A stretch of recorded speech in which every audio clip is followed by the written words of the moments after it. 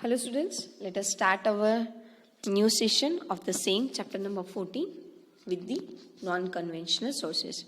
In earlier two parts we have discussed conventional energy, conventional source of energy, and now focus with the non-conventional source of energy. As the day by day technology is increased and as per the demand of the energy is also increases. Our lifestyle is also changes. It goes with the automation. So machines we are using more and more. Based on that, our requirement of machinery and for that industrialization is increases. To reach our demand, energy demand is also increases.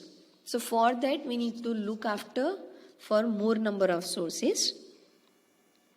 So we need to develop energy in such a way that which we can use the available sources of energy which are more efficient around us. So any new source of energy we are seeking, and we need to verify that is it a good source of energy or not.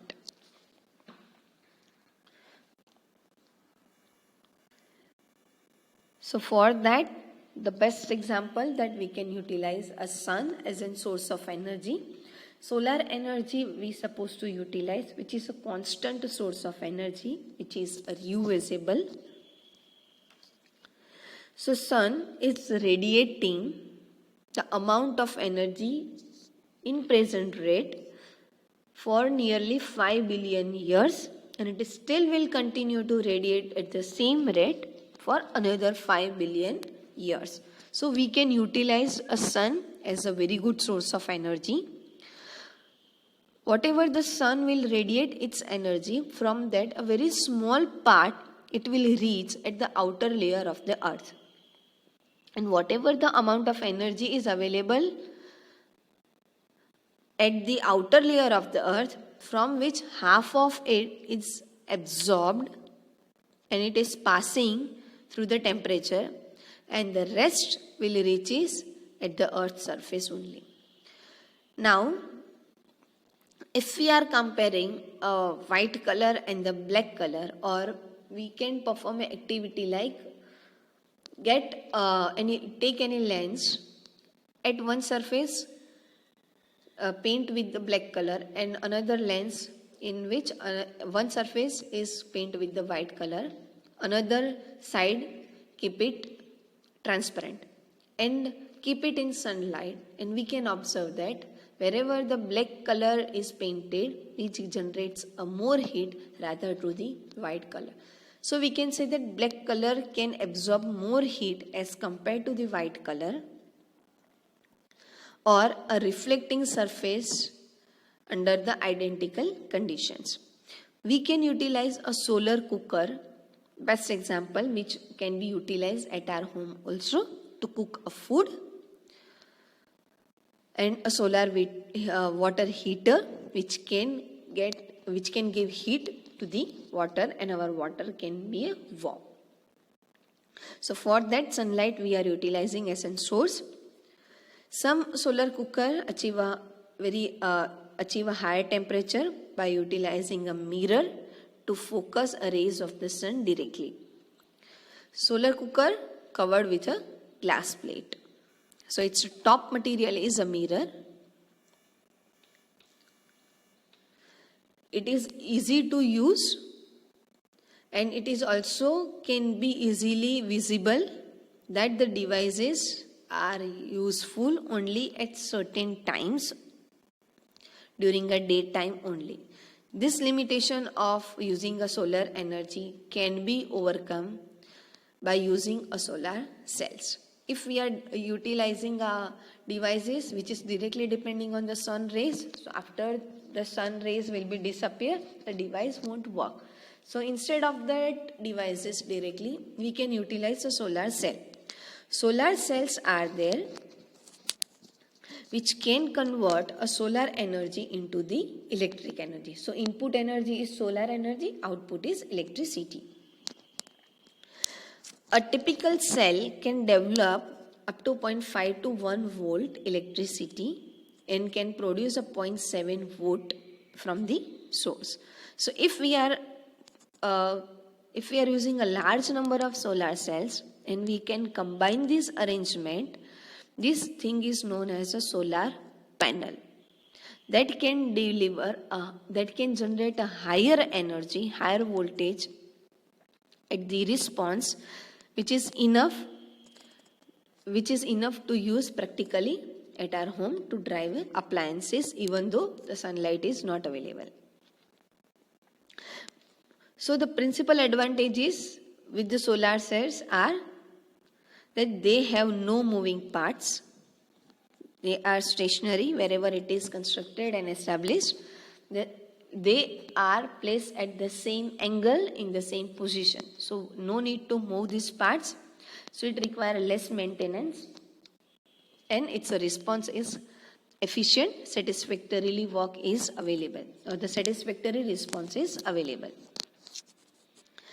Other advantages is that they can be set up in remote areas, wherever the areas at where the power transmission cannot be reached easily. So, or the power transmission gives a more cost. So instead of that transmission of the power at once, if we establish a solar panel, so continuous electricity will be generated. The silicon material generally we are using to make a solar cell,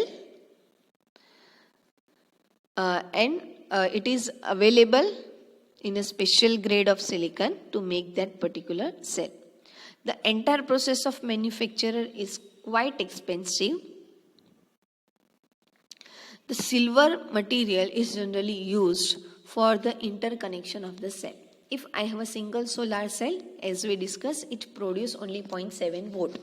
If I want to connect this number of cells and generate a panel, the silver material is utilized for the connectivity purpose because silver is better a conductor.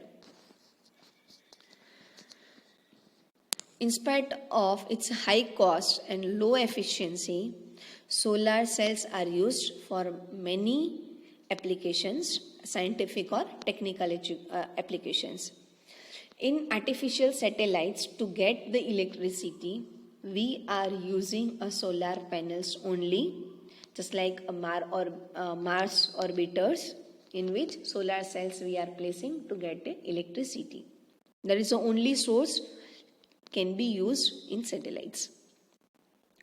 For radio or wireless transmission or TV relay stations also in remote areas, the solar cells can be utilized. For traffic signal, for calculator, also the solar cells can be utilized. Solar panels are mounted on specially designed rooftop only, in particular angle only, where the sunlight can be received directly. There is no, if solar rays are dropping on cell directly, then it can give you a better response. But at domestic use, solar cell generally we are not using because it gives a high cost to establish that solar panel. Another source of energy, non-conventional source of energy we can utilize as a seawater. So from the sea water, we can get a number of ways that energy can be available. One form is a tidal energy. Here, the gravitational force is available. Due to that gravitational pull of moon and on the spinning earth, the water level of the sea can be vary. It can rise and fall continuously. So due to the gravitation force between sun and moon, the sea level variation is available. This varying level of the sea, whatever the energy is produced, we can utilize, which is known as a tidal energy. We can observe it also in our naked eye. If we continuously observe the sea level, so we can understand that how that particular sea level is changing. Or we can say that the phenomena is called high low tides. If water level is increases, higher tides. If it is decreases, the low tides. So whatever the difference of that water level between high and low tides are there, this energy is produced. It is known as a tidal energy. Tidal energy is harnessed by constructing a dam across a narrow opening to the sea. A turbine is fixed at the opening of the dam, which converts tidal energy into the electricity. Another form of sea energy is wave energy.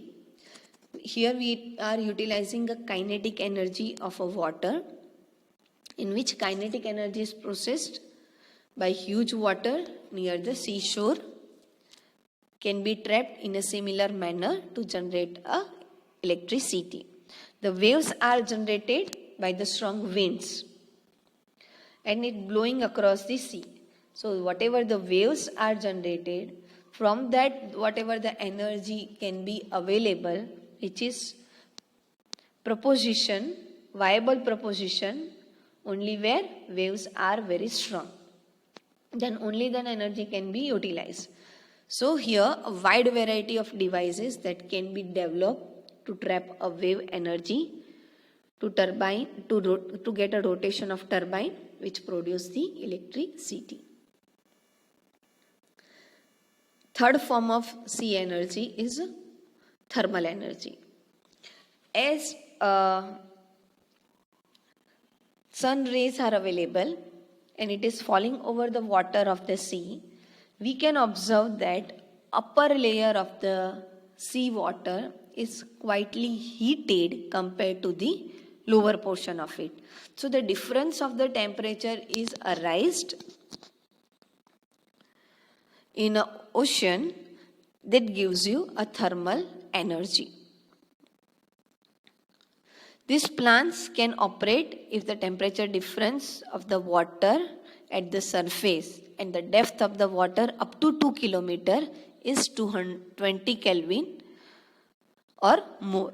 So if the difference of the temperature is available within the 2 km distance with that 20 degrees Celsius or more, so that temperature difference we can utilize as an heat energy and it is given to the turbine and generate the electricity. So the warm surface is used to boil a liquid like ammonia and vapor of the liquid are then utilized to get a rotation of turbine to generate electricity. So the warm water is utilized to get a steam of the ammonia and the cold water is utilized from the depth of the ocean, is pumped up and condense the vapor again in liquid form. So whatever the vapor is generated from the ammonia, the cold water is applied over it, so it will again get back in the liquid form of the ammonia. So that liquid form and a vapor form continuously changing by having that cold and warm water of the ocean. So whatever the energy is generated, that is the potential energy from a sea, that can be a tidal wave, and the thermal energy, ocean thermal energy, is quite large, but it is difficult to use it for the commercial purpose, for the industrial purpose, because it won't get that much high energy which is required to get a large amount of electricity, just like 100 megawatt or like this.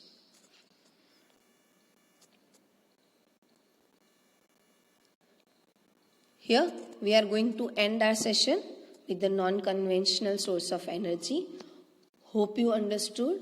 Thank you.